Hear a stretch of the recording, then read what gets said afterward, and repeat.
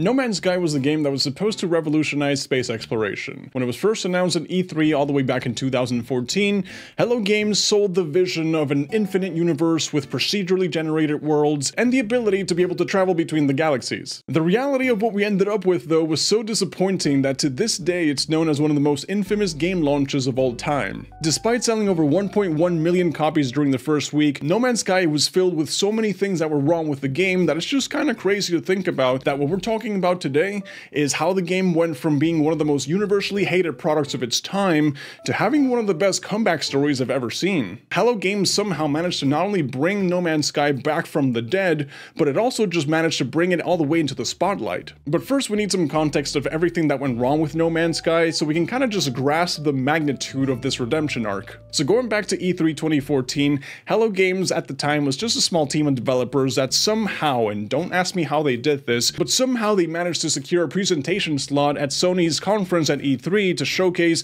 this little space exploration game that they were working on. So the way that No Man's Sky works is that it used these complicated calculations and algorithms to determine how the universe would be shaped, where everything would go. And it was a massive multiplayer online game where the players were collectively working with each other to discover planets, and the cool thing about that is that you could visit a planet for the first time, and if someone else had already discovered it before you, it would tell you what the planet name is and who discovered it, and you know, despite the fact that the game was multiplayer, according to what the developers were saying, the universe was so vast that the chances of you actually running into another player inside the game were very, very small. And if it sounds like I'm just exaggerating or hyperbolizing the magnitude of this, well, I'm really not. This is just how the game was being marketed for the players. The idea was that you were in a living, breathing universe where you had the absolute freedom to do whatever the hell you wanted, and through the players collectively sharing that environment and exploring the worlds, they would eventually find the center of the universe. Now, this is where you would start to see some of the problems of that vision that Hello Games had for No Man's Sky, because there was a lot of promise of these revolutionary and grandiose features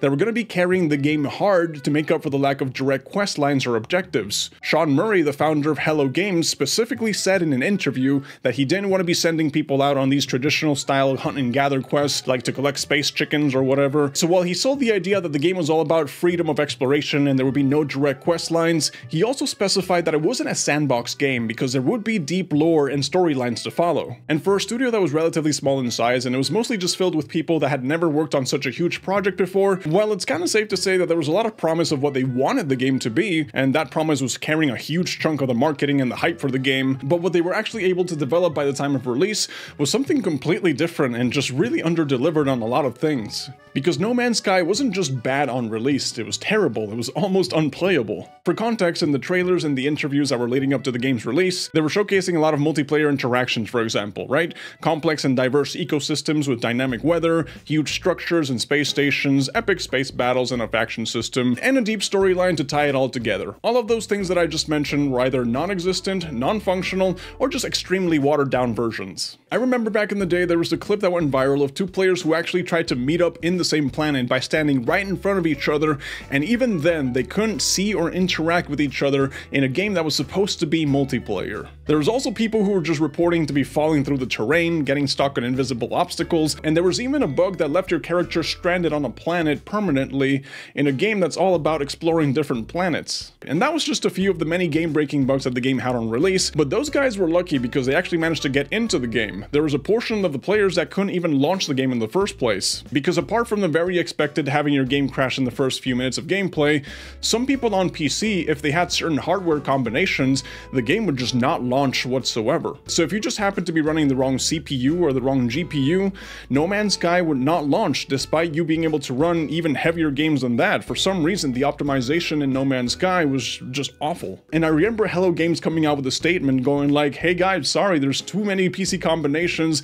there's too many parts, there's too many, sorry, we can't optimize for all of them, my bad. So some people were just not able to play the game. So obviously the millions of people who bought into the game from the initial hype and were just looking forward to having this grandiose adventure, they were left feeling like they got scammed by all the false advertising. The media was just tearing into the game with back-to-back negative reviews, and there were so many things that were wrong with No Man's Sky that Hello Games just became the laughingstock and the most universally hated game studio on the internet. So this is the point in time where any company just calls it quit, right? You've made your money, you've sold your millions, you can either just drop the game and go work on something else, or you could just go retire on a private island or something, right? No, Hello Games was not ready to give up on No Man's Sky just yet. Surprisingly enough, despite the fact that they were disappointed in themselves and they let down their fan base, Hello Games still believed in the game's original vision and they wanted to bring that to life. So they actually did something that I've never seen any other game studio do. They actually sat down, they apologized to the community, and they went completely silent on social media. But it wasn't just to avoid all the backlash that they were getting and be able to enjoy the money that they made.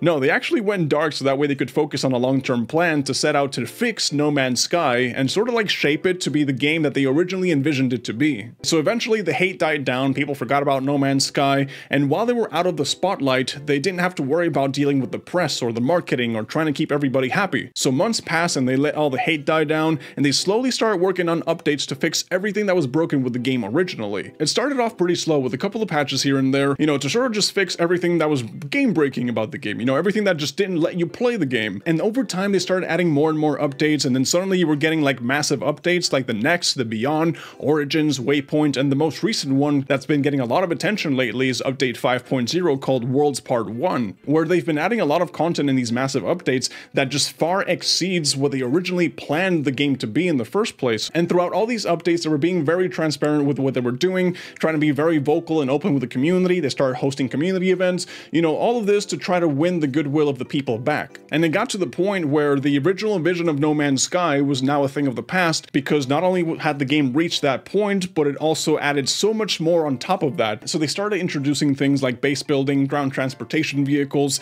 even an actual functional multiplayer system, and a bunch of other things that the original vision for No Man's Sky wasn't even like aware that could happen. And you know, they actually put a lot of work into this game. They decided to just shut off all the social media, put their heads down and get to work, and the community started taking notice because people who originally abandoned the game were starting to come back. And if you look at the concurrent player base on the Steam charts, well, it's had some big spikes whenever there's a new update that drops, but you can kind of just tell that the overall concurrent player base has been also slowly going up too. So it's taken them a very long time, but Hello Games managed to not only bring No Man's Sky to that original promise that they made back in 2016, but they managed to push the game way past that point, to the point that it's actually winning awards for best ongoing support of a live service game. So this is really the story of a video game company that actually loved their game to the point that even though they disappointed everybody with its first release, they didn't feel like giving up on it, and they just wanted to keep on pushing and keep on working on the game to really just complete that vision of what they wanted it to be. And I'm really happy that they did. Like, I've been playing the game a lot recently. I just started for the first time. Like, I had never played it in 2016 or any of those updates,